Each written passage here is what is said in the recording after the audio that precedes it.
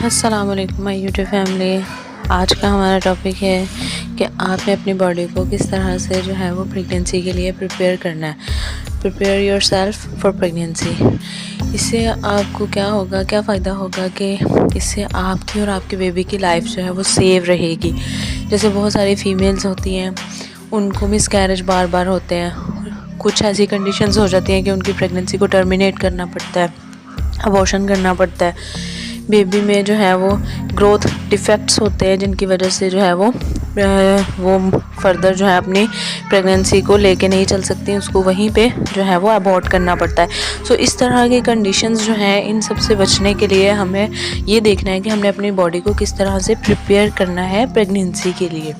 इससे क्या होगा कि 50% चांसेस जो हैं वो बढ़ जाते हैं कि आप सेफ रहेंगी और आपका बेबी सेफ़ रहेगा, आपको अबॉर्शन की ज़रूरत नहीं होगी।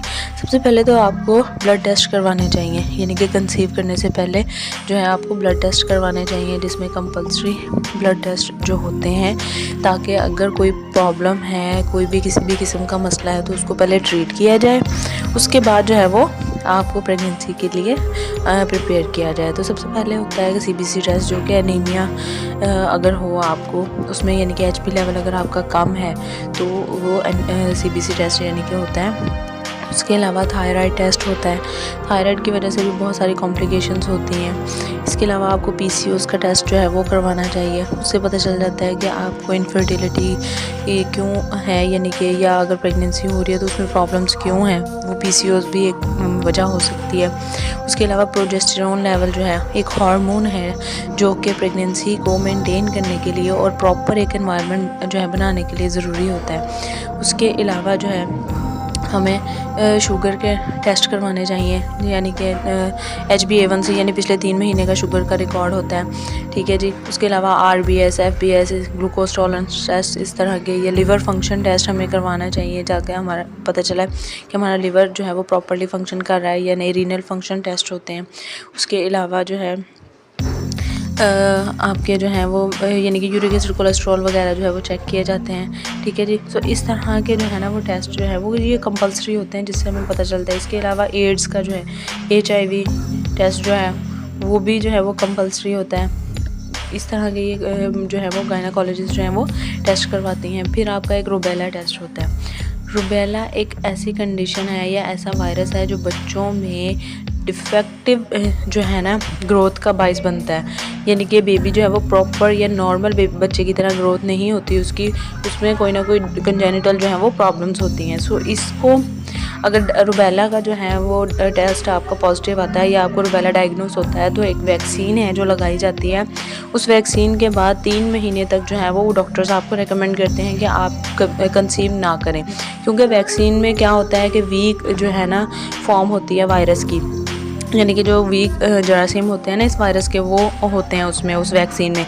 सो वो आपकी बॉडी में यानी कि वो अपना प्रोसेस कर रहे होते हैं। तो उस दौरान अगर आपको प्रेगनेंसी होती है तो उस वक्त भी चांसेस होते हैं कि बेबी में कंजेनिटल प्रॉब्लम्स हों। सो इस चीज़ से बचने के लिए 3 मंथ्स तक जो है डॉक्टर्स आपको प्रेफर करते हैं कि आप ना यानी कि प्रेगनेंसी होने दें वैक्सीन लगाने के बाद, ठीक है जी।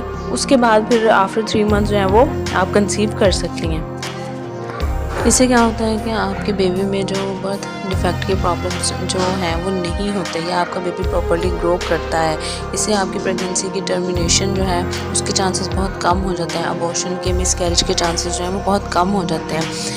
आपको जो है अपना एनीमिया को प्रॉपर्ली ट्रीट करना चाहिए प्रेगनेंसी से पहले, कि अगर किसी पेशेंट की HB का लेवल जो है वो बहुत कम है या उसमें आयरन डेफिशिएंसी है, उसको आयरन कंटेनिंग फूड लेनी चाहिए। जंक फूड और बाहर के इस तरह सॉफ्ट ड्रिंक्स वगैरह इस तरह की चीज़ों को बिल्कुल अवॉइड करके उसको एक हेल्दी डाइट लेनी चाहिए। अपने आयरन की जो है वो अमाउंट जो है वो अपनी बॉडी में मेंटेन रखनी चाहिए, जिससे क्या होता है कि उनको यानी कि अपनी प्रेगनेंसी के लिए, कंसीव करने के लिए बॉडी प्रिपरेशन में बहुत ज़्यादा हेल्प मिलती है, क्योंकि आयरन की कमी की वजह से भी मिसकैरेजेस होते हैं।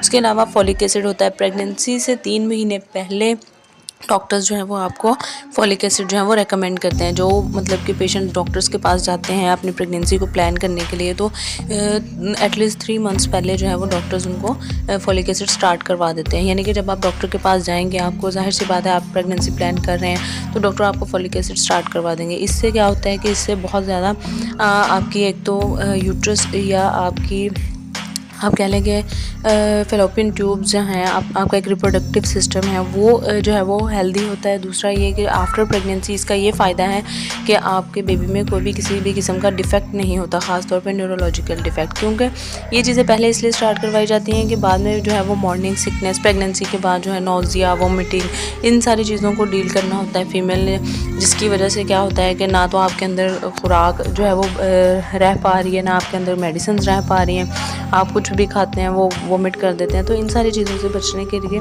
पहले से ही अपनी बॉडी को प्रिपेयर रखें, ताकि at the time of pregnancy जो है जब आपकी जर्नी स्टार्ट हो, आपको किसी किस्म का कोई प्रॉब्लम ना हो।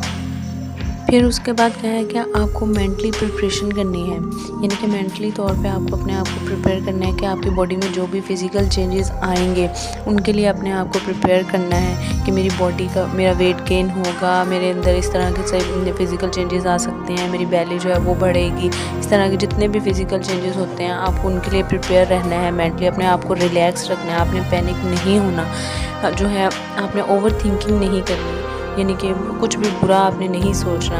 आपने डेली बेस पे एक्सरसाइज करनी है, कोशिश करें वॉक करें, स्ट्रेस फ्री रहें, अपने आप को ब्रेव रखें ताकि आप पेन्स के बारे में सोच के पैनिक ना हो। आप अपने आप को मेंटली प्रिपेयर करें कि नहीं मैं कर सकती हूँ। इससे क्या होगा कि पहले से ही अपने आप को जो है प्रिपेयर करने से साइकोलॉजिकली इफ़ेक्ट जो है वो आपकी बॉडी पे भी होते हैं और वो आपको नॉर्मल डिलीवरी की तरफ जाने में भी बहुत ज़्यादा हेल्प करेंगे। सो इन सारी चीज़ों को मद्देनज़र रखते हुए अगर आप अपनी प्रेगनेंसी को प्लान करते हैं या लेके चलते हैं तो आपकी जर्नी बहुत सेफ़ होगी, अच्छी होगी, हेल्दी होगी। आज की वीडियो अगर आपको अच्छी लगी हो, काइंडली मेरे चैनल को सब्सक्राइब कीजिए। अगर किसी भी किस्म का आपको कोई क्वेश्चन पूछना है तो कमेंट सेक्शन में पूछ लीजिए। ओके जी, अल्लाह हाफ़िज़।